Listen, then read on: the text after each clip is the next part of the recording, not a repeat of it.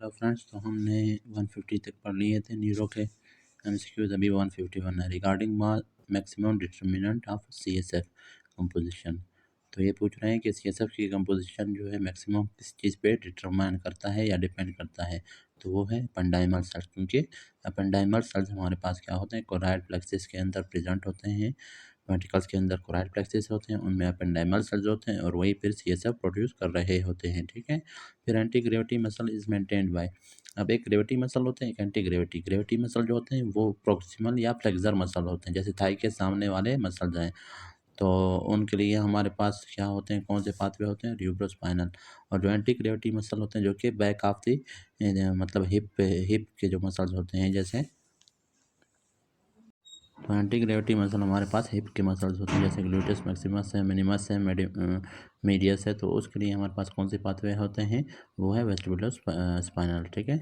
तो ये देखें, फ्लेक्सर मसल के लिए जो कि ग्रेविटी मसल होते हैं, ल्यूब्रोस्पाइनल एंड मेडिलो रेटिकुलर पाथवे उसको कंट्रोल कर रहे होते हैं। और एक्सटेंसर जो मसल होते हैं जो कि हिप के मसल्स होते हैं जो कि हेल्प करते हैं स्टैंडिंग में, एंटी ग्रेविटी मसल होते हैं उनको vestibular spinal and ponto reticular pathway क्या कर रहे होते हैं, कंट्रोल कर रहे होते हैं। फिर hemiballismus is due to lesion in. ये हेमीब्लेस्मस मैंने आपको बताया था क्या है, एबनॉर्मल इनवॉलेंट्री मूवमेंट्स होते हैं, rapid involuntary movements of one side of the body. तो हेमी का मतलब हाफ है ना, हाफ ऑफ द बॉडी। अगर पूरा बॉडी हो तो उसको कहते हैं बेलिस्मस है। और इसमें ज़्यादातर हमारे पास मूवमेंट एबनॉर्मल मूवमेंट्स किसके होते हैं, शोल्डर गर्डल और हिप गर्डल के। ठीक है। मतलब ट्रंक के ज़्यादा हमारे पास एबनॉर्मल मूवमेंट्स हो रहे होते हैं बनस्बत किसके, लिम्स के। तो ये कब होता है, जब सबथैलेमस में हमारे पास प्रॉब्लम होगी, रीजन होगी, तो हेमीब्लेस्मस होता है। और फिर main blood vessel location main blood vessel location हमारे पास कहाँ पे होते हैं, जो ब्रेन के या सीएनएस के वो सब अरेक्नाइड स्पेस में होते हैं। जो सर्कल ऑफ विलस जो होता है ब्रेन में, वो कहाँ पे होता है, वो सब अरेक्नाइड स्पेस में होता है। ठीक है। फिर साइट ऑफ लंबर पंक्चर हमारे पास बिलो L4 होता है या एबो L5। तो बिलो L4 या एबो L5, लेकिन सबसे बेस्ट बिलो L4, तो इसको आपने करेक्ट करना है। A patient having cerebral trauma after that decrease appetite and thirst और एपेटाइट डिक्रीज हो गया, तो उसका कौन सा हिस्सा काज इज डैमेज ऑफ, तो वो है लेटरल हाइपोथैलेमस। क्योंकि लेटरल हाइपोथैलेमस में क्या था, एपेटाइट सेंटर था या फीडिंग सेंटर था। तो वो जब डैमेज होगा तो लॉस ऑफ एपेटाइट हो जाएगी। फिर न्यूक्लियस ऑफ ट्रैक्टस सैलिटोरियस कॉन्टेन्स। अब ट्रैक्टस सैलिटोरियस जो न्यूक्लियस होता है जो कि पोन्स और मेडुला में प्रेजेंट होता है, इसके अंदर टी से ट्रैक्टस, टी से टेस्ट, तो इसके अंदर टेस्ट के सेंसेशन होते हैं, सेंसेशन वाले टेस्ट सेंसेशन इसके पास आ रहे होते हैं। लेकिन ये हमारे पास क्या होता है, इसमें सेल बॉडीज़ होते हैं टेस्ट के लिए, टेस्ट पाथवे के लिए। लेकिन कौन से cell bodies, second order neuron के सेल बॉडीज। तो बॉडी या second order neuron for taste sensation किस में होते हैं, ट्रैक्टस सैलिटोरियस में, क्योंकि सेवंथ नर्व इसके पास टेस्ट सेंसेशन ला रहा होता है। फिर increase neuronal activity before skilled voluntary movement. तो स्किल मोटर वॉलंटरी मूवमेंट सीखने से पहले क्या होता है, ब्रेन के अंदर न्यूरोनल एक्टिविटी इंक्रीज हो जाती है। तो किस एरिया में, कॉर्टिकल एसोसिएशन एरिया में। Upper motor neuron lesion rigidity also cause increase muscle tone. ये मैंने पहले भी आपको बताया था कि हमारे पास जो मसल टोन होता है, मसल टोन को कुछ हमारे पास नर्व्स होते हैं जो कि इंक्रीज करवा रहे होते हैं। लेकिन अपर मोटर न्यूरॉन क्या होता है, उन नर्व्स को इनहिबिट कर रहा होता है। तो अपर मोटर न्यूरॉन क्या होता है, इनहिबिट करता है उन न्यूरॉन्स को, जो स्पाइनल कॉर्ड से वो न्यूरॉन्स निकल रहे होते हैं, मसल्स के पास जा रहे होते हैं ना। तो अपर मोटर न्यूरॉन उन न्यूरॉन्स को इनहिबिट कर रहा होता है जो न्यूरॉन्स मसल टोन को इंक्रीज कर रहे होते हैं। इस तरह से मसल टोन हमारे पास फिर नॉर्मल रहता है। लेकिन जब अपर मोटर न्यूरॉन डैमेज होगा तो ये जो न्यूरॉन है जिन्होंने मसल टोन इंक्रीज करना था, उनके ऊपर इनहिबिटरी एक्शन नहीं होगा अपर मोटर न्यूरॉन का ना, तो इस वजह से फिर मसल टोन इंक्रीज हो जाएगा। फिर a patient presented with paralysis of left limb and right lower face along with homonymous hemianopia lesion is present in forebrain। तो ये वही है ना, पैरालिसिस लेफ्ट लिम्ब का है। ठीक है। और हमारे पास होमोनाइमस हेमियोनोपिया, तो मैंने आपको बताया था कि left side of the body अगर पैरालाइज है तो इसका मतलब हमारे पास क्या है, right side of the fore brain जो है उसमें प्रॉब्लम है। लेकिन यहाँ पर राइट और लेफ्ट उन्होंने नहीं पूछा, ये सिर्फ ये पूछ रहे हैं कि किस एरिया में डैमेज है, तो वो फोर ब्रेन में है या सेरिब्रल कॉर्टेक्स में होता है, अपर मोटर न्यूरॉन लीजन है। ठीक है। लेकिन लोअर फेस, अपर मोटर न्यूरॉन में लोअर फेस भी इन्वॉल्व होता था। और होमोनाइमस हेमिनोपिया भी उसमें हो सकता है। फिर हमारे पास dysphagia, dysarthria, ipsilateral Horner syndrome, ipsilateral face sensation last artery involve है। अब देखें डिस्फेजिया क्या है, स्वालोइंग में डिफ़िकल्टी है, तो इसको स्वालोइंग को कौन कंट्रोल कर रहा होता है, ninth nerve, tenth nerve. Dysarthria speaking, इसको भी यही नाइन्थ और टेंथ। और इप्सिलेटरल हार्नर सिंड्रोम। अब इप्सिलेटरल सेम साइड का हार्नर सिंड्रोम क्या होता है, जो सिंपैथेटिक नर्व्स होते हैं हाइपोथैलेमस से जा रहे होते हैं, कहाँ पे जाते हैं, ठीक है, ब्रेन स्टेम से पास होते होते फिर जाएंगे सिंपैथेटिक क्या नाम है, सिलियरी गैंग्लियन वगैरह के ज़रिए कहाँ जाएंगे, फेस के पास जाएंगे, आई के पास जाएंगे। आई के अपर आईलेट को ये क्या करते हैं, कंट्रैक्ट करवा के आई को ओपन रखवाते हैं ये सिंपैथेटिक नर्व। और साथ में ये सिंपैथेटिक नर्व क्या करते हैं, प्यूपिल की हमारे पास क्या है, डायलेशन थोड़ी बहुत करवा रहे होते हैं। और तीसरा ये स्वेटिंग ऑफ द फेस करवा रहे होते हैं, ठीक है। तो हमारे पास क्या हो जाएगा, जब हार्नर सिंड्रोम होता है, अब ये डिस्फेजिया डिसआर्थरिया, इसका मतलब पोंज या मेडुला में जो नर्व्स हैं, जाहिर है सॉरी मेडुला में, बल्कि नाइन्थ नर्व और टेंथ नर्व कहाँ पे होते हैं, मेडुला में। तो मेडुला में प्रॉब्लम कहीं पे मौजूद है। तो सेंसेशन इप्सिलेटरल फेस सेंसेशन, तो नीचे की तरफ से हमारे पास ट्राइजेमिनोथैलेमिक ट्रैक भी मेडुला से पास हो रहे होते हैं।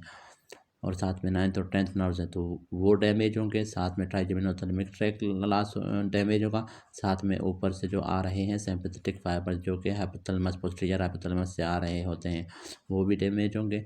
तो अब ये पूछ रहा है कि आर्टरी कौन सा इन्वॉल्व है, आर्टरी हमारे पास पाइका है, पोस्टीरियर इंफीरियर सेरिब्रल आर्टरी।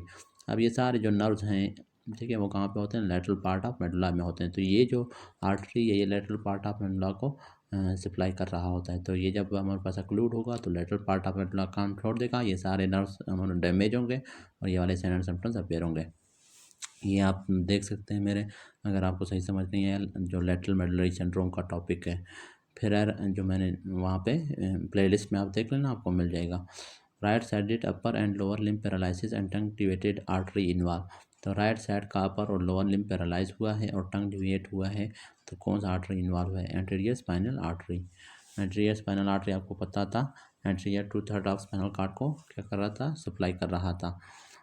तो उसकी वजह से फिर क्या है, एंटीरियर स्पाइनल आर्टरी क्या है, हाइपोग्लोसल नर्व को भी सप्लाई कर रहा होता है, जो कि 12th क्रेनियल नर्व है।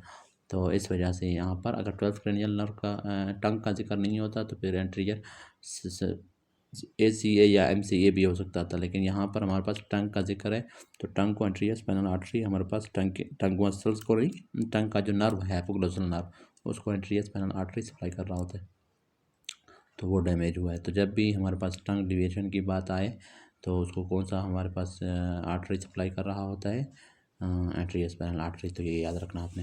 The nucleus of tractus solitarius contains है। अच्छा, यहाँ पर अभी आपको कन्फ्यूज़ नहीं करना ना, एक होता था माउथ की डिविएशन, वो किस में होता था, फेशियल पाल्सीज में, फेशियल नर्व्स के।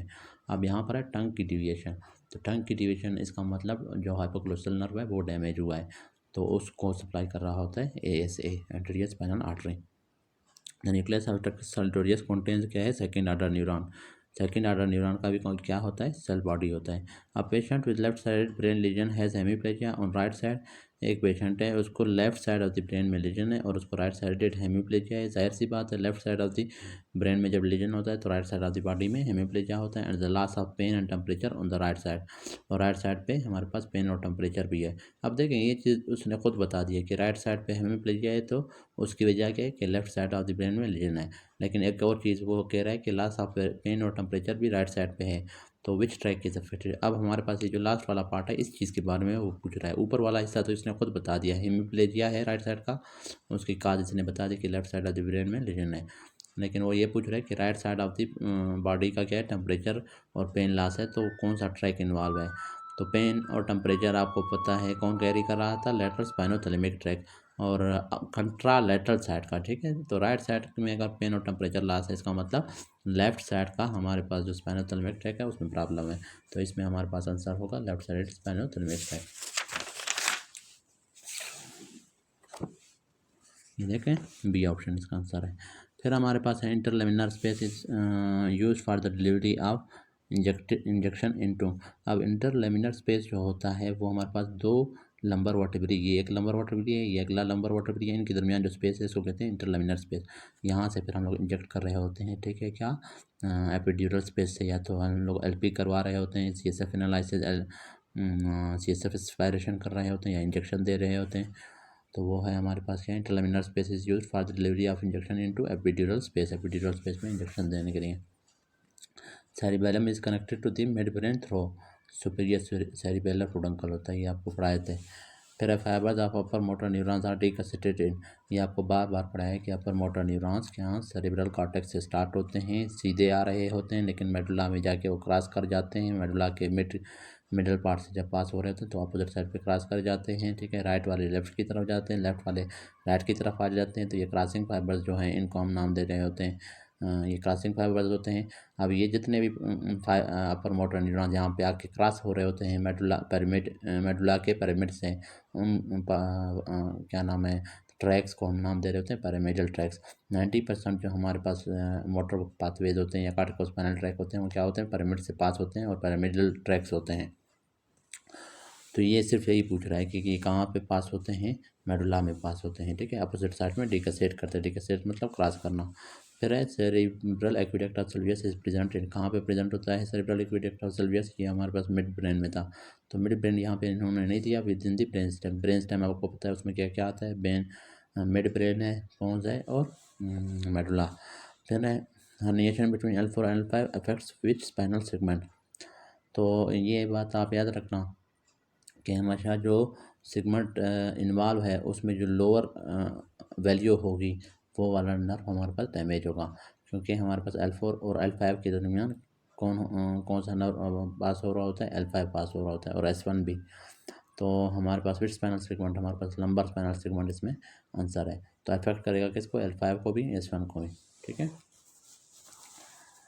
अच्छा, फिर हमारे पास है आफ्टर रोड ट्रैफिक एक्सीडेंट। अच्छा, यहाँ पर नीचे जब हम आ जाते हैं तो दो नर्व डैमेज हो सकते हैं, लेकिन ऊपर सर्वाइकल एरिया में क्या होता है, जो सा नर्व है, अगर C2 हमारे पास क्या है, C2 डैमेज होता है तो C2 के नीचे वाला जो नर्व है, या वो पूछ सकते हैं कि C2 के नीचे कौन सा नर्व पास हो रहा है, तो वो हमारे पास होता है C2, ठीक है, C3 नहीं होगा। और सॉरी C3 ही होगा ना, C3 होगा। जो C1 है वो फर्स्ट सर्वाइकल वर्टेब्री के ऊपर है, C2 जो है वो फर्स्ट सर्वाइकल वर्टेब्री के नीचे है, और C2 के नीचे फिर C3 होगा, क्योंकि C7 जो होता है सर्वाइकल वर्टेब्री 7, उसके नीचे क्या होता है, C8 होता है, C7 नहीं होता, उसके बहुत C7 होता है। लेकिन यहाँ पर भी हमारे पास L4 L5 के दरमियान L5 तो है, लेकिन साथ में S1 भी है, तो वहाँ पर भी इसी तरह होता है, ठीक है, कि वर्टेब्री जो सा वर्टेब्री है उसके ऊपर हमारे पास सेम वैल्यू वाला नर्व होगा, लेकिन उसके नीचे आगे वाला हमारे पास नर्व होगा। तो after road traffic accident patient having talking about no sense understanding something damage to which area.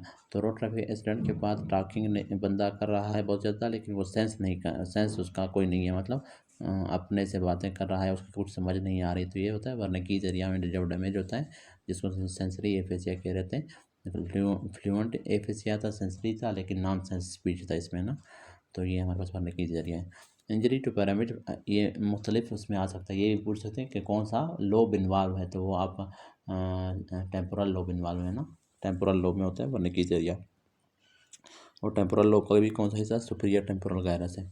फिर है और एरिया 22 भी इसको कहते हैं। Injury to pyramid function last fill में, पैरामिड से अभी मैंने ऊपर आपको बताया, पैरामिड से पास हो रहे होते हैं कार्टिकोस्पाइनल ट्रैक, और कार्टिकोस्पाइनल ट्रैक क्या है, मोटर पाथवेज है, तो मोटर लॉस होगा, ये जब डैमेज होंगे तो क्या होगा, मोटर लॉस। इसे सिंपल, बहुत सिंपल एमसीक्यूज हैं, अगर आपको थोड़े बहुत कंसेप्ट हो ना, ये आप इजीली सॉल्व कर सकते हैं। मिडल सेरिब्रल पेडुंकल हमारे पास कॉन्टेंस विच ट्रैक हैं, तो ये है पोंटोसेरिबेलर, पोंटोसेरिबेलर, क्योंकि सुपीरियर सेरिब्रल पेडुंकल जो होता है वो मिड ब्रेन और सेरिबेलम को, और मिडल सेरिब्रल पेडुंकल पोंस और सेरिबेलम को मिला रहा होता है, तो इसमें पोंटोसेरिब्रल फाइबर्स होते हैं या ट्रैक होते हैं। हाइपोकैम्पस इंजरी काज नो न्यू मेमोरी, आपको बताया था हाइपोकैम्पस का काम होता है न्यू मेमोरी फॉर्मेशन, तो वो डैमेज है तो न्यू मेमोरी नहीं बनेगा, इसको कहते हैं anterograde amnesia. Proximal flexor muscle is controlled by, ये बार बार आता है, ये आप याद रखें, ठीक है। प्रोक्सिमल को र्यूब्रोस्पाइनल और जो वो होते हैं एक्सटेंसर मसल होते हैं या एंटी ग्रेविटी मसल होते हैं, उनको हमारे पास वेस्टिबुलर स्पाइनल, ठीक है। तो ग्रेविटी या प्रोक्सिमल मसल बाय रूब्रोस्पाइनल और anti gravity muscle by vestibular nucleus. अच्छा, रिब्रोस्पाइनल क्या था? रेड न्यूक्लियस, जो कि मिड ब्रेन से आ रहे होते हैं। The structure most likely passed by the needle during lumbar puncture is, ये भी हम बार बार पढ़ रहे हैं, लिगामेंटम फ्लेवम जो लास्ट स्ट्रक्चर होता है जिसको पास करता है नीडल, फिर एपिड्यूरल स्पेस में एंटर हो जाता है needle. Pain inhibitory system in spinal cord located in which of the following, तो ब्रेन में स्पाइनल कॉर्ड में और ब्रेन में एक हमारे पास होता है पेन इनहिबिटरी सिस्टम। जब बंदे को पेन हो रहा होता है उसको डिक्रीज करने के लिए एक पेन इनहिबिटरी सिस्टम भी है, जो कि इंडोर्फिन इनकाफिलिन वगैरह रिलीज कर रहे होते हैं और पेन को कम कर रहे होते हैं। तो वो कौन सा न्यूक्लियस हमारे पास होता है पेन इनहिबिटरी सिस्टम का? रेफी मैग्नस न्यूक्लियस, ये आपने रटना है। Left pons connection with, left pons का कनेक्शन होता है किसके साथ? राइट सेरिबेलम के साथ और लेफ्ट सेरिब्रम के साथ। मतलब पोन्स क्या होता है? Same side of the cerebrum से कनेक्टेड होता है लेकिन opposite side of the cerebellum से। इसी वजह से पोन्स के जो फाइबर्स होते हैं वो क्या बना रहे होते हैं? External arcuate fibres. ये आपको मैंने पढ़ाया था, एक्सटर्नल एंटीरियर आर्कुएट फाइबर्स। तो पोन्स क्योंकि अपोजिट साइड पे जा रहे होते हैं ना सेरिबेलम में, तो ये आपने याद रखना है। फिर हमारे पास है अगला एमसीक्यूज है, क्या पूछ रहे हैं? या A female with signs and symptoms of hyperprolactinemia was diagnosed with pituitary adenoma. With this tumor grow anteriorly, it will compress which of the following structure? तो जाहिर सी बात है, ये हमने बार बार पढ़ा है, ये ऑप्टिक नर्व को डैमेज करता है।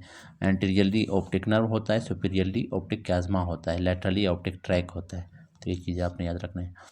कार्टिकोस्पाइनल ट्रैक डीकसेट और इन्फीरियरली क्या होता था? Sphenoid sinus. Corticospinal tract decussated, ये भी बार बार आ रहा है। मेडुला में कौन सा हिस्सा? पिरामिड होता है, तो पिरामिड को आपने ठीक करना है।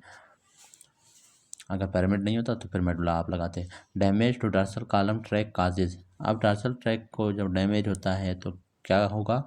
Sensory ataxia. अच्छा, एटेक्सिया की दो किस्में होती हैं, एक होता है सेंसरी, एक होता है सेरिबेलर एटेक्सिया। अब सेरिबेलम में जब सेरिबेलम क्या होता है? मूवमेंट्स को कंट्रोल कर रहा होता है, मोटर नर्व्स को, जो कि मूवमेंट्स में हेल्प कर रहे होते हैं। तो वो कोऑर्डिनेशन ऑफ मूवमेंट करवा रहा होता है मोटर नर्व्स के थ्रू। सेरिबेलम डैमेज होगा तो उसको सेरिबेलर एटेक्सिया कहते हैं। लेकिन क्या है, जो डार्सल कॉलम है वो एक सेंसरी पाथवे है, वो सेंसेशन को ला रहा होता है जॉइंट्स से, लिगामेंट से, टेंडन वगैरह से। उन सेंसेशंस को हम नाम दे रहे होते हैं क्या? प्रोप्रियोसेप्शन। तो वो सेंसेशन ब्रेन और स्पाइनल कॉर्ड के पास जा रहे होते हैं, ब्रेन के पास जा रहे होते हैं, तो ब्रेन को पता होता है हमारे जॉइंट्स, लिगामेंट्स, टेंडन्स कहाँ पे प्रेजेंट हैं। तो जब वो डैमेज होंगे तो हमारे ब्रेन को पता नहीं होगा कि हमारे जॉइंट, टेंडन, लिगामेंट्स किस पोजीशन में, किस एंगल पे हैं। तो उसकी वजह से क्या है, हम सीधे चल नहीं सकेंगे। तो इसको कहते हैं सेंसरी एटेक्सिया, क्योंकि सेंसेशन हमारे पास लॉस हो रहे हैं यहाँ पे। डार्सल कॉलम सेंसेशन को कैरी कर रहा है ना। अच्छा, फिर subarachnoid space in adult and at, subarachnoid space हमारे पास एडल्ट्स में कहाँ पे ऐड होता है? S2 पे एंड होता है। सबअरेक्नाइड स्पेस की बात कर रहे हैं, ठीक है। इन एडल्ट्स स्पाइनल कॉर्ड की बात नहीं कर रहे। स्पाइनल कॉर्ड तो एंड होता है at the level of lower border of the body of L1 vertebra adults. Spinal cord L1 के लेवल पे एंड हो रहा है, लेकिन सबअरेक्नाइड स्पेस एंड हो रहा है at the lower border of S2 vertebrae. और चाइल्ड में स्पाइनल कॉर्ड कहाँ पे एंड हो रहा है? At L3 vertebrae. ये आपने याद रखना है, एमसीक्यूज आते हैं बार बार। Injury to pyramid which function loss है? मोटर लॉस है, बार बार आ रहा है। Tractus solitarius is formed by the cell bodies of, ये भी बार बार। Second order neurons of taste fibre. Left temporal gyrus lobe या लीजन रिजल्ट इन, अब लेफ्ट, हाँ ये एक नया हमारे पास एमसीक्यूज है।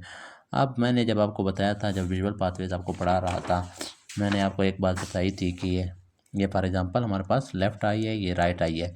मैंने आपको बताया था दोनों का हमारे पास क्या होता है? दो फील्ड्स होते हैं, एक टेम्पोरल, एक नेज़ल। अब ये टेम्पोरल फील्ड है, ये नेज़ल फील्ड है, ये टेम्पोरल फील्ड है और ये नेज़ल फील्ड है। और एक बात और बताई थी मैंने आपको कि ये जो नेज़ल फाइबर्स होते हैं, ये क्या करते हैं? टेम्पोरल फील्ड को सेंस कर रहे होते हैं, देख रहे होते हैं। और ये जो लेटरल या टेम्पोरल फाइबर्स हैं, ये नेज़ल फील्ड को देख रहे होते हैं। सेम इसी तरह एक और बात याद रखें कि ये रेटिना है ना, ये फाइबर्स कहाँ पे है? रेटिना में है ना। सेम इसी तरह रेटिना का जो अपर पार्ट होता है, फॉर एग्जांपल ये अभी मैं रेटिना बना रहा हूँ, ये इसका अपर हाफ है, ये इसका लोअर हाफ है। तो upper half of the retina जो होता है, ये रेटिना का अपर और लोअर हाफ है, और यहाँ पर मैं विजुअल फील्ड बना रहा हूँ। इसको मैं विजुअल फील्ड को मैं, ये अपर विजुअल फील्ड है, ये लोअर विजुअल फील्ड है। अब जो अपर हाफ ऑफ रेटिना है वो फाइबर्स कैरी कर रहा होता है, यह सेंसेशन कहाँ से, लोअर रेटिना से, सॉरी लोअर विजुअल फील्ड से। और लोअर जो रेटिना है वो क्या करता है, सुपीरियर विजुअल फील्ड से, ऊपर वाले विजुअल फील्ड के सेंसेशन को कैरी कर रहा होता है। इस तरह से होता है। जैसे हमारे पास क्या है, मीडियल जो या नेज़ल फाइबर्स जो हैं रेटिना के, नेज़ल साइड ऑफ रेटिना क्या कर रहा है, टेम्पोरल फील्ड को रिसीव कर रहा है। सेम इसी तरह हमारे पास क्या होता है, जो टेम्पोरल फाइबर्स हैं वो नेज़ल फील्ड को रिसीव कर रहे होते हैं, मतलब अपोजिट डायरेक्शन में होता है ना। इसी तरह अपर हाफ ऑफ रेटिना क्या करता है, लोअर फील्ड ऑफ विजन को सेंस कर रहा है, और जो लोअर रेटिना है वो अपर विजुअल फील्ड को, सेंसेशन को कैरी कर रहा होता है। अच्छा, फिर एक बात मैंने आपको बताई थी कि यहाँ से ऑप्टिक नर्व जब जाते हैं, ऑप्टिक नर्व यहाँ पे क्रॉस कर जाते हैं, दरमियान में ऑप्टिक क्याज़्मा उसको कह रहे होते हैं। फिर हमारे पास ये ऑप्टिक क्याज़्मा हो गया। फिर आगे हमारे पास क्या होता है, ये ऑप्टिक ट्रैक है, ये हमारे पास लेफ़्ट है, ये राइट है। फिर ये जाके एंड होते हैं कहाँ पे, हमारे पास लेटरल यूनिकुलेट बॉडीज़ में। यहाँ से फाइबर्स जा रहे थे कहाँ पे, यहाँ से जा रहे थे फाइबर्स किसके पास, टेम्पोरल, यहाँ पर था विजुअल कॉर्टेक्स ऑक्सीपिटल लोब में। लेकिन जब ये जा रहे थे, ये इन फाइबर्स को हम नाम दे रहे थे क्या, ऑप्टिक रेडिएशन। रास्ते में ये टेम्पोरल और पैराइटल लोब से पास हो रहे थे ये फाइबर्स, ठीक है। अब टेम्पोरल और पैराइटल लोब से इनके कुछ फाइबर्स पास हो रहे होते हैं। अब टेम्पोरल लोब से क्या होते हैं, लोअर पार्ट ऑफ रेटिना से जो फाइबर्स आ रहे होते हैं ना, ये लोअर पार्ट ऑफ रेटिना, यहाँ से जो फाइबर्स जा रहे होते हैं लोअर रेटिना के, वो क्या है, टेम्पोरल लोब से पास होते हैं, टेम्पोरल लोब से पास होते हैं। तो जब टेम्पोरल लोब में ये लोअर फाइबर्स जब हमारे पास क्या होंगे, डैमेज होंगे, तो फिर क्या होगा, अपर हमारे पास क्या होगा, अपर फील्ड जो होगा, अपर विजुअल फील्ड वो लॉस होगा। तो उसको फिर हम नाम दे रहे हैं सुपीरियर और क्वाड, पूरा अपर फील्ड नहीं, ऊपर फील्ड का भी सिर्फ एक क्वाड्रेंट। अब ये हमारे पास विजुअल फील्ड को पहले हमने 2 में तकसीम किया था, टेम्पोरल नेज़ल में, अब इसको हम 4 में तकसीम कर रहे हैं। ये हमारे पास क्या है, अपर हाफ और लोअर हाफ है, और साथ में ये अपर हाफ का टेम्पोरल, ये लोअर हाफ का टेम्पोरल, ये अपर हाफ का नेज़ल, ये लोअर हाफ का नेज़ल। अब हमारे पास जब हमारे पास टेम्पोरल लोब के पास मैंने कहा था फाइबर्स जो जा रहे होते हैं वो lower half of the retina से जा रहे थे। जब lower half of retina damage होगा तो अपर जो विजुअल फील्ड्स हैं वो लॉस होंगे, लेकिन अपर विजुअल फील्ड भी अब कौन सा लॉस होगा यहाँ पे, क्योंकि टेम्पोरल फाइबर्स, टेम्पोरल लोब के पास थोड़े फाइबर्स, सिर्फ एक क्वाड्रेंट के लिए फाइबर्स जा रहे होते हैं, इस वजह से उसका होगा तो अपर विजुअल फील्ड लॉस, क्योंकि lower fibres of retina damage हो रहे हैं तो अपर विजुअल फील्ड लॉस होगा। लेकिन अपर विजुअल फील्ड भी सारा नहीं, सिर्फ क्या होगा, सिर्फ एक क्वाड्रेंट, ये एक क्वाड्रेंट है, ये अगला क्वाड्रेंट है, ये अगला है, ये अगला है। तो अपर में 2 क्वाड्रेंट है, उसमें से एक क्वाड्रेंट लॉस होगा। तो ये आपको समझ आ गई होगी। और जो पैराइटल में होता है उसमें फिर इन्फीरियर क्वाड्रेंट हमारे पास क्या होता है, फाइबर इन्फीरियर क्वाड्रेंट हमारे पास दिखाई नहीं देता, क्योंकि पैराइटल लोब के पास सुपीरियर रेटिना से जा रहे होते हैं फाइबर। अच्छा, फिर ये देखें लेफ्ट टेम्पोरल गायरस में, अब लेफ्ट में ये भी याद रखें अपोजिट साइड का, फिर अब लेफ्ट टेम्पोरल गायरस में अगर लीजन है तो राइट साइड का, और एक क्वाड्रेंट लॉस होगा, और वो भी क्या, सुपीरियर क्वाड्रेंट, क्योंकि लेफ्ट टेम्पोरल के पास फाइबर्स जो आ रहे होते हैं, तो लेफ्ट रेटिना से आ रहे होते हैं, लेकिन क्या है, लेफ्ट लोअर रेटिना के एक क्वाड्रेंट से आ रहे होते हैं। तो ये आपने याद करना है। कंसेप्ट अगर आपको समझ नहीं आ रहे हैं तो विजुअल पाथवे में मैंने भी डिटेल से समझाया, वहाँ पर उस लेक्चर में आप देख लेना। तो टेम्पोरल लोब में जो फाइबर्स होते हैं उनको कह रहे होते हैं मायर लूब्स, वो क्या करते हैं, लोअर रेटिना को इन्वॉल्व कर रहे होते हैं, जिसकी वजह से क्या होता है, सुपीरियर क्वाड्रेंटिनोपिया होता है, और वो भी कंट्रालैटरल अपोजिट साइड का। और पैराइटल लोब अगर इन्वॉल्व होगा तो उसमें हमारे पास अपर रेटिना के फाइबर्स लॉस हो रहे होते हैं, तो इस वजह से उसमें इन्फीरियर क्वाड्रेंटिनोपिया होता है, कंट्रालैटरल। L5 displace forward on S1 in which disease है, इसको कहते हैं स्पॉन्डाइलोलिथियासिस है। Adjacent spinal process of sacrum जब फ्यूज़ करते हैं, ठीक है, बहुत सारे सेक्रम वाले, तो फिर क्या होता है, उसको हम नाम दे रहे होते हैं मीडियन सेक्रल क्रेस्ट, एक किस तरह सा क्रेस्ट बना रहे होते हैं ना, मीडियन सेक्रल। अच्छा, फिर अगर इसमें हमारे पास फ्यूजन अगर फेल हो जाए, S4 S5 नहीं मिल पाए, तो वहाँ पर क्या होगा, हाइटस होगा, सुराख होगा, उसको कहते हैं sacral hiatus. Patient is having restricted movement in left lateral gauge है। अब लेफ्ट लेटरल साइड पे पेशेंट नहीं देख पा रहा, और साथ में क्लोज नहीं कर पा रहा आई को, तो लेफ्ट लेटरल साइड पे नहीं देख पा रहा, इसका मतलब या तो एब्डिसेंट नर्व में मसला है या फिर मीडियल लॉन्गिट्यूडिनल फेसिकुलस में, और लेफ्ट आइज को क्लोज नहीं कर पा रहा, तो इसका मतलब जो आइज़ को क्लोज करना किसका काम था, वो था क्या नाम है यहाँ, फेशियल नर्व था। और फेशियल नर्व कहाँ पे होता है, पोंटोमेडुलरी जंक्शन पे। एंड लास्ट ऑफ हेयरिंग, ये 8th क्रेनियल नर्व का काम था। तो अब वो पूछ रहा है कि लीजन कहाँ पे है, तो 7th और 8th नर्व यहाँ पर डैमेज हुए हैं, साथ में 6th नर्व भी डैमेज हुआ है। तो 6th 7th 8th ये सारे कहाँ पे होते हैं, सेरिब्लो-पोन्टाइन एंगल पे। तो वो एरिया डैमेज हुआ, सेरिब्लो-पोन्टाइन एंगल के पास एरिया डैमेज हुआ है, जिसकी वजह से ये साइन एंड सिम्टम्स अपीयर हो रहे हैं। ब्लड सप्लाई ऑफ सिंगुलेट, ये आपके सारे कंसेप्ट देख रहे होते हैं ना। Blood supply of cingulate gyrus कौन सा होता है, एंटीरियर सेरेब्रल आर्टरी, ये अभी रट्टे वाली चीज़ है। Part of temporal lobe visible और मीडियल सरफेस ऑफ हेमिस्फेयर, अब सर हेमिस्फेयर का जो मीडियल सरफेस है वहाँ पर टेम्पोरल लोब का कुछ हिस्सा दिखाई देता है, तो वो कौन सा हिस्सा होता है हमारे पास, वो होता है इंफीरियर टेम्पोरल लोब। अच्छा, फिर है स्लो रिथिंग मूवमेंट, स्लो जो नॉर्मल मूवमेंट्स होते हैं इस तरह से हाथ के स्लो मूवमेंट्स हो रहे होते हैं ना, उसको पैरासिटोसिस कह रहे होते हैं। Due to defect in which of the following, ये फिर था ग्लोबस फ्लैटस में जब लेजन होता था तो उसमें लेकिन ग्लोबस फ्लैटस है। अगर एबनॉर्मल मूवमेंट्स थे लिम्स के तो उसको कोरिया कह रहे थे। और अगर हमारे पास सब्सटेंशिया नाइग्रा डैमेज था तो उसको पार्किंसन डिजीज उसमें होता था, ट्रेमर्स वगैरह।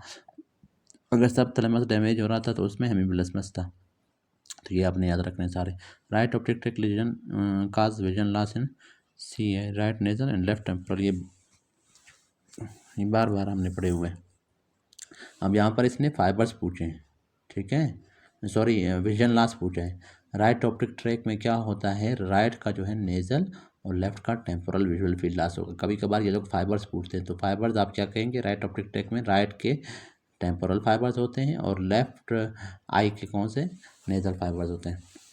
एक्सप्लेनेशन में सारा इसने यही दिया हुआ है। Thalamus supplied by posterior cerebral artery है। Right sided paralysis and loss of vibration, tongue deviated to the left region is in, तो ये मिडल मेडुला में। देखें अभी फिर से टंग डिविएशन की बात आई है, तो टंग हाइपोग्लोसल नर्व होता है, वो कहाँ पे होता है, मेडुला में होता है।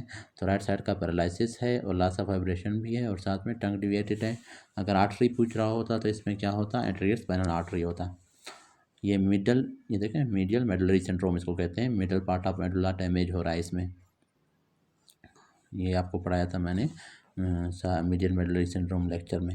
Right sided hemiplegia and right sided facial palsy, अब ये फेस वाला है, ठीक है। राइट साइड का फेस है, सेम साइड का फेस, सेम साइड का बॉडी, इसको अनक्रॉस्ड हेमिप्लेजिया कह रहे थे। और ये अपर मोटर न्यूरॉन लीजन था। और अपर मोटर न्यूरॉन कहाँ पे होते हैं, सेरेब्रल कॉर्टेक्स है या फोर ब्रेन है, इंटरनल कैप्सूल है, इनमें होते हैं। Patient with right hemiplegia, double vision on seeing left side, अब डबल विजन है और साथ में राइट हेमिप्लेजिया है, तो यहाँ पर लीजन कहाँ पे होता है, यहाँ पर हमारे पास मिड ब्रेन ही होगा। लेकिन मिड ब्रेन भी होता है, लेकिन पोंज में, ज़्यादा पोंज में होता है। अब इसमें देखें क्यों पोंज हम क्यों कह रहे हैं, पेशेंट को राइट हेमिप्लेजिया है, ठीक है, और डबल विजन है ऑन सीइंग लेफ्ट है। अब देखें मतलब हॉरिजेंटल डिप्लोपिया है पेशेंट को ना, लेफ्ट और राइट पे अगर बंदा देखने पे डिप्लोपिया होता है उसको कहते हैं हॉरिजेंटल। और हॉरिजेंटल डिप्लोपिया कौन सा, एब्ड्यूसेंट नर्व की वजह से ज़्यादा होता था as compared to third oculomotor nerve. तो इस वजह से पोंज और 6 और एब्ड्यूसेंट नर्व कहाँ पे होता है, पोंज में होता है। तो ए मोर देन बी, अगर पोंज नहीं होता तो मिड ब्रेन हम लोग लगाते हैं। फिर है अ पेशेंट आफ्टर RTA, ये सारा वही क्रॉस्ड अनक्रॉस्ड ये सारा आपको समझाया था। A person with after RTA with damage to temporal bone है। अब टेम्पोरल बोन पे जब डैमेज होता है, ये भी हमने बार बार पढ़ा है, एक्स्ट्रा ड्यूरल हिमाटोमा है, मिडल मेनिंजियल आर्टरी इसमें डैमेज होता है। और उसका कौन सा ब्रांच होता है, एंटीरियर ब्रांच या anterior division of middle meningeal artery. Arachnoid, pia mater, dura mater merge होते हैं to form coccygeal ligament at which level है, ये सारे आपस में मिल जाते हैं किस लेवल पे, ये है S2 के लेवल पे आपस में मिल जाते हैं। सिटी पेशेंट, हमारे पास सिटी स्कैन के ऊपर patient shows dilation of right lateral ventricle, right lateral ventricle dilate हुआ है, तो ब्लॉकेज कहाँ पे है, ये हमारे पास फोरामिन ऑफ मनरो में है। अब अगर दोनों लेटरल वेंट्रिकल्स डैमेज होते हैं तो फोरामिन ऑफ मनरो उसमें हम लोग कहते हैं कि सेरेब्रल एक्विडक्ट या थर्ड वेंट्रिकल में प्रॉब्लम है। अगर थर्ड वेंट्रिकल अगर वो होता डायलेट होता ना, तो हम कहते हैं सेरेब्रल एक्विडक्ट वो है ब्लॉक है। लेकिन अब सिर्फ हमारे पास या दोनों लेटरल वेंट्रिकल्स भी अगर डायलेट होते हैं साथ में थर्ड वेंट्रिकल, तो वो भी सेरेब्रल एक्विडक्ट था। लेकिन एक साइड का लेटरल वेंट्रिकल अगर वो है तो हम लोग कहेंगे फोरामिन ऑफ मनरो, क्योंकि लेटरल वेंट्रिकल्स हमारे पास क्या है, फोरामिन ऑफ मनरो के जरिए थर्ड वेंट्रिकल के साथ कनेक्टेड होते हैं। तो ये आपने याद रखना है, फोरामिन ऑफ मनरो इस तरह से होते हैं ना, ये मैंने आपको समझाया था। ये हमारे पास एक लेटरल वेंट्रिकल है, ठीक है, ये है फोरामिन ऑफ मनरो। ये अगला लेटरल वेंट्रिकल है फॉर एग्जांपल, ये है फोरामिन ऑफ मनरो। अब इस फोरामिन ऑफ मनरो के जरिए ये कनेक्टेड होते हैं किसके साथ, ये देखें इसके थ्रू ये कनेक्टेड है इसके थ्रू ये कनेक्टेड है ये थर्ड वेंट्रिकल के साथ। फिर ये थर्ड वेंट्रिकल कनेक्टेड है किसके, इसके थ्रू, इसको कहते हैं सेरेब्रल एक्वेडक्ट, इसके थ्रू किसके साथ कनेक्टेड है, फोर्थ वेंट्रिकल के साथ। तो यहाँ फोरामेन ऑफ मनरो ब्लॉक है, इस वजह से एक लेटरल वेंट्रिकल में मसला है। अगर थर्ड वेंट्रिकल यहाँ पर मसला होता तो दोनों लेटरल वेंट्रिकल या फिर सेरेब्रल एक्वेडक्ट में अगर मसला होता तो थर्ड वेंट्रिकल और साथ में ये सारे ब्लॉक होते हैं। तो फोरामेन ऑफ मनरो में प्रॉब्लम है। अच्छा, फिर हमारे पास है केजार स्टेन सेल्स विद CNS है, विद मल्टीपल साइटोप्लाज्मिक प्रोसेसेस है, तो इसका प्रोटोप्लाज्मिक एस्ट्रोसाइट्स होते हैं। रेटिकुलर फॉर्मेशन लोकेशन कहाँ पे होता है, रेटिकुलर फॉर्मेशन ब्रेन में बोलता है कहाँ पे होते हैं, फ्लोर ऑफ सल्वियन एक्वेडक्ट है, रूफ ऑफ सल्वियन एक्वेडक्ट है, तो इसमें है हमारे पास फ्लोर ऑफ सल्वियन एक्वेडक्ट के फ्लोर में होते हैं। फिर है woman presented with bitemporal hemianopia and increase prolactin level. अब फिर से वही है, पिट्यूटरी एडिनोमा है ना, पिट्यूटरी ग्लैंड में एडिनोमा है जिसकी वजह से ऑप्टिक क्याज्मा डैमेज हो रहा है, उस पर कंप्रेशन पड़ रहा है जिसकी वजह से बायोटेम्पोरल हेमिनोपिया। तो ये टॉपिक ये आज इतना काफ़ी है। नेक्स्ट लेक्चर में आगे पढ़ेंगे, जो समझ नहीं आए वो आप पूछ सकते हैं कमेंट्स में। Thank you.